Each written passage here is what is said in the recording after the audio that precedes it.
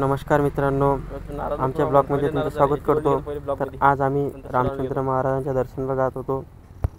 तर फर्स्ट आम्ही सगळेजण तयार होऊन मोटरसायकलवर जायची तयारी केली. नंतर पुलावरून बघत आहे तुम्ही आमची जो पूर्ण नदीच्यावरून जात आहे.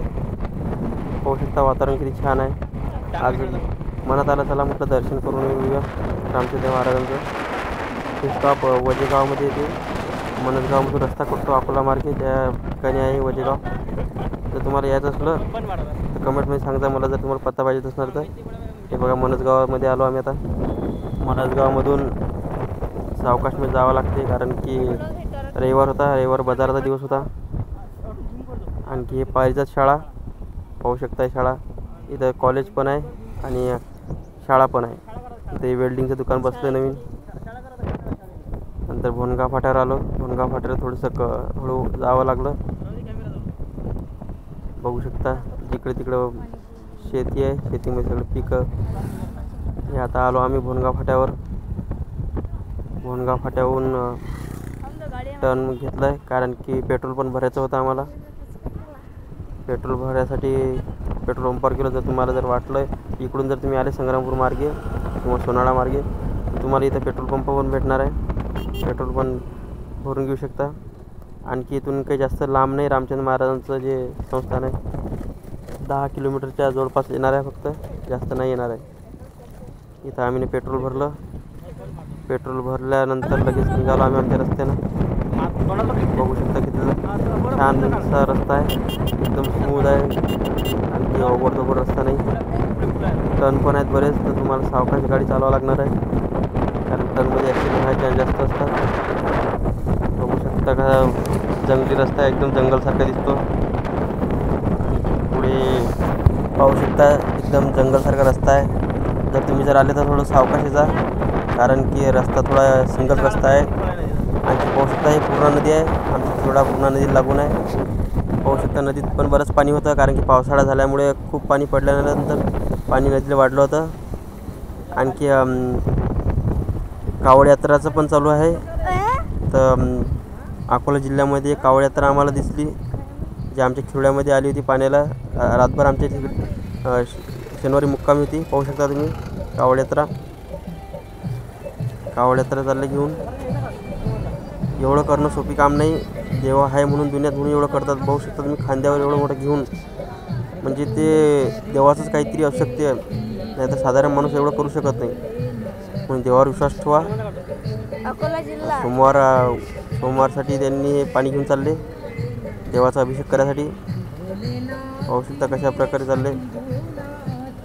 सगळ्यांची एकजूट आहे, या कारणाने असं करू शकतात. आणि सगळ्या ठिकाणी करायला पाहिजे कारण की देवाचं काम आहे.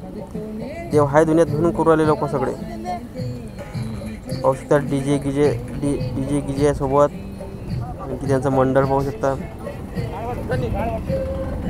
आणखी बरेच अशा कावड यात्रा येणार आहेत आमच्या पूर्ण नदीवर. पाहू शकता डीजे गिजे सोबत त्यांच्या. पाण्याची व्यवस्था सगळी व्यवस्था करून जातात ते. नंतर आम्ही आलो रामचंद्र महाराजांच्या कमानीजवळ. हे पाहू शकता रामचंद्र महाराजांची कमान आहे. त्याच्यावर तुम्हाला दिसणार नाही, आमचा कॅमेरा थोडा खराब प्रॉब्लेम आहे. त्याच्यावर रामचंद्र महाराजांचं नाव लिहिलेलं आहे. आम्ही आता आतमध्ये चाललो रामचंद्र महाराजांच्या रस्त्यानं.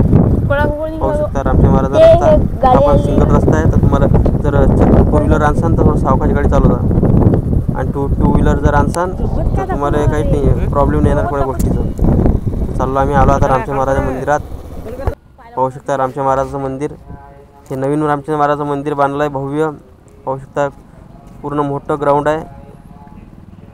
इथं लग्न पण होतात. जर गरिबांसाठी जर नाही होतं त्यांचे करू शकतात. आणखी कार्यक्रम मंडळ सगळं होतं इथं. इथं रामचंद्र महाराजांचं संस्थान म्हटलं म्हणजे कशा प्रकारे इथं राहिलेले होते. आता काहीतरी मला आता कन्फर्म तारीख माहीत नाही. 2-3 वर्षाआधी यांचं समाधी घेतली आहे रामचंद्र महाराजांनी. पाहू शकता रामचंद्र महाराज मंदिर किती भारी बांधलं आहे. इथं दर्शनाला या, तुमची जी मनोकामना आहे ती पूर्ण होते मनापासून. जर तुम्ही जर आले आणि तुम्ही जर तुमची इच्छा जर मागितली की मला हे पाहिजे तर तुम्हाला ते भेटणारच आहे. कारण की खूप चमत्कारी देव होते रामचंद्र महाराज. साक्षात्कार खूप लोकांना झाला आहे म्हणून एवढं मोठं मंदिर झालं इथं. नाहीतर जर नसतं तर काहीच नसतं इथं. पाहू शकता तुम्ही मंदिर किती भारी बांधलं आहे. आतमध्ये गेल्यानंतर त्यांचं समाधीस्थान होतं. इथं आम्हाला कॅमेरा थोडा लपवावा लागला, कारण की कसं आहे कॅमेरा अलाउड नसते आतमध्ये. कसं लोक ओरडतात म्हणून आम्ही कॅमेरा थोडा साईडला घेऊन अशा प्रकारे कॅमेरा शूट केलं आहे.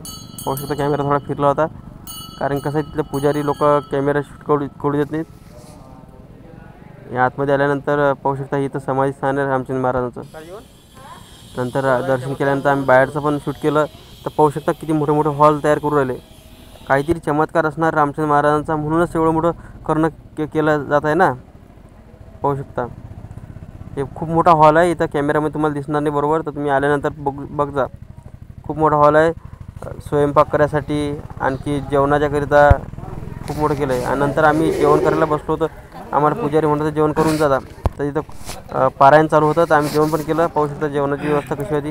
भाजी होती, बापले, भात, सगळ्याच प्रकारची व्यवस्था केली होती. आमच्या नशिबात असणार म्हणूनच ते आम्हाला भेटलं होतं. नंतर पाहू शकता मंदिराचं आम्ही पण शूट केलं आहे. मी शूट करत होतो. माझ्यासोबत आमचं जीवन.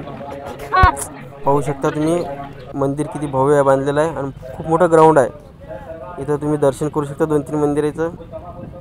आणखी पाहू शकता तुम्ही आमच्यासोबत जीवन आलं होतं, त्यांनी कॅमेरा फिरवला होता.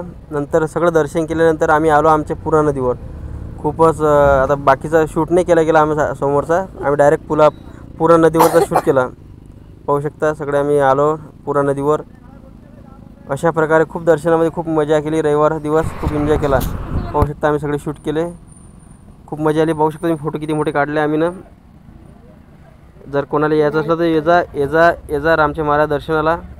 खूप एन्जॉय केला आम्ही ना. तर सगळेजण म्हणा एक साथ रामचंद्र महाराजांचा विजय असो. जय राम. तर पुढच्या दर्शनासाठी लाईक करजा, फॉलो करजा. आणखी पुढच्या दर्शनासाठी व्हिडिओ टाकणार आहो, तर लाईक करा, शेअर करा. पुढचं दर्शन आपण जानोबाचं दर्शन करूया.